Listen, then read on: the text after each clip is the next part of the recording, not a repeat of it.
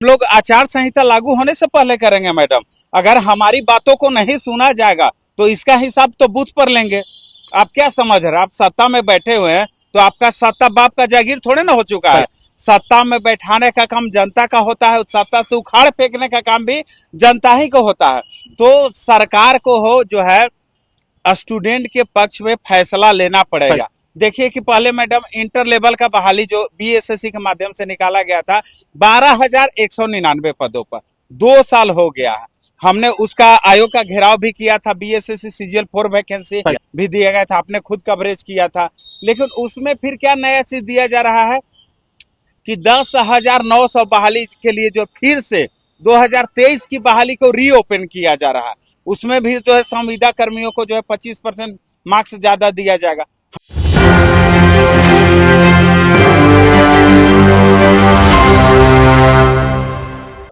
नमस्कार, आप देख रहे हैं एक न्यूज़ 24 और मैं हूं आपके साथ अन्य साहे। देखिए, बिहार में छात्रों का प्रदर्शन जो है वो लगातार चल रहा है और कई तरह की परेशानियां हैं जिसको लेकर नीतीश कुमार से गुहार लगा रहे हैं।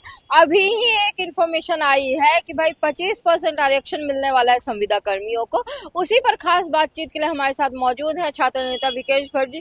सर, क्या कहना चाहिए, किस तरह की स्थिति बन रही? सबसे पहले तो आपको बहुत बहुत धन्यवाद मैडम। देखिए, ये सरकार मालूम न किस तरीके से जो है नया नया नियम ला रही है। आप देखिए कि 25% मार्क्स बढ़ाने की बात की जा रही संविदा कर्मियों को। ओपन बहाली में यानी कि डायरेक्ट जो बहाली निकलता है उसमें 25% मार्क्स बढ़ेगा। मान लीजिए कि 100 नंबर का होता है, 100 नंबर में संविदा कर्मी भी बैठेंगे। अगर उनका जो है 40 नंबर लाते हैं यानी कि 40% मार्क्स लाते हैं और जो अन्य छात्र हैं वो 60% मार्क्स लाते हैं मैडम, तो इन लोगों को तो 25% मिलेगा। तो 40 और 25 जोड़िएगा तो जो है 65 नंबर हो गया। और जो छात्र हैं वो जो है 60 नंबर ही लाएंगे। तो जाहिर सी बात है कि संविदा कर्मियों को नौकरी होगा। जो बाहरी छात्र हैं उनको क्या फायदा होने वाला, कुछ तो होगा नहीं। तो इस डिसीजन को जो है सरकार को वापस लेना पड़ेगा। ये पूरी तरीके से काला नियम है, काला कानून के तक इसको हम रखेंगे। एक तरफ आप बोलते हैं कि रोजी रोजगार देंगे, दूसरी तरफ छात्रों को गुमराह कर रहे हैं। पूरी तरीके से मैडम ये चीज गलत है। अगर सरकार को हम अल्टीमेटम दे रहे हैं कि अगर दशहरा पूजा के अंदर इस चीज को वापस नहीं लिया जाएगा तो बिहार के धरती पर, पटना के धरती पर फिर से एक बार जो है जन आंदोलन देखने के लिए मिलेगा। विकेश जी, आचार संहिता लगने वाला है, बिहार में चुनाव जो है वो सर पर है। ऐसी स्थिति में आपको लगता है कि आपका जो ये आंदोलन है वो कितना ज्यादा कारगर साबित होगा? बिल्कुल, हम लोग आचार संहिता लागू होने से पहले करेंगे मैडम। अगर हमारी बातों को नहीं सुना जाएगा तो इसका हिसाब तो बूथ पर लेंगे। आप क्या समझ रहे हैं? आप सत्ता में बैठे हुए हैं तो आपका सत्ता बाप का जागीर थोड़े ना हो चुका है। सत्ता में बैठाने का काम जनता का होता है, सत्ता से उखाड़ फेंकने का काम भी जनता ही को होता है। तो सरकार को हो जो है स्टूडेंट के पक्ष में फैसला लेना पड़ेगा। देखिए कि पहले मैडम इंटर लेवल का बहाली जो बीएसएससी के माध्यम से निकाला गया था 12,199 पदों पर 2 साल हो गया है। हमने उसका आयोग का घेराव भी किया था, बीएसएससी सीजीएल 4 वैकेंसी भी दिया गया था, आपने खुद कवरेज किया था। लेकिन उसमें फिर क्या नया चीज दिया जा रहा है कि 10,900 बहाली के लिए जो फिर से 2023 की बहाली को रीओपन किया जा रहा है। उसमें भी जो है संविदा कर्मियों को जो है 25% मार्क्स ज्यादा दिया जाएगा। हमने आंदोलन किया था इसलिए कि 2 साल से उस बहाली की प्रक्रिया को पूरा नहीं किया गया। उसका एग्जामिनेशन डेट घोषित कीजिए। लेकिन इन लोगों की मनसाही नहीं है कि जो है एग्जाम को पूरा किया जाए। जिस तरीके से 2014 की वैकेंसी जो प्रथम इंटर स्तरीय आया था 8 सालों में पूरा किया गया था, ठीक उसी तरीके से अपनाने का काम कर रहे हैं।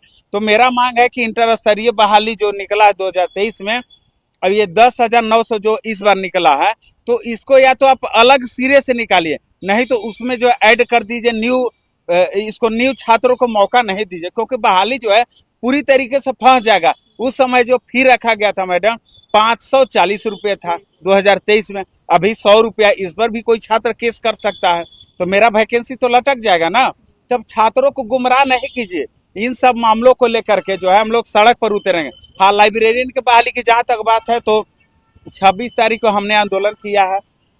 आयोग में बैठे पदाधिकारी लोग ने बोला है कि 10 अक्टूबर तक आपका नोटिफिकेशन जारी हो जाएगा। तो उसके लिए हम आंदोलन नहीं कर रहे हैं, टीआरई 4 के लिए आंदोलन होगा। क्योंकि सरकार जिस तरीके से वादा किया था उस तरीके से अपने वादों पर खरा नहीं उतर रहे। नीतीश कुमार जी बोले थे, 16 जुलाई को ट्वीट किए थे कि टीआरई 4 में जो है 1 लाख से अधिक पदों पर बहाली की जाएगी। पहले तो बहाली को 50% घटाया जाता, फिर पुनः एक बार फिर बहाली को घटा करके 28,000 के आसपास ला दिया जाता है।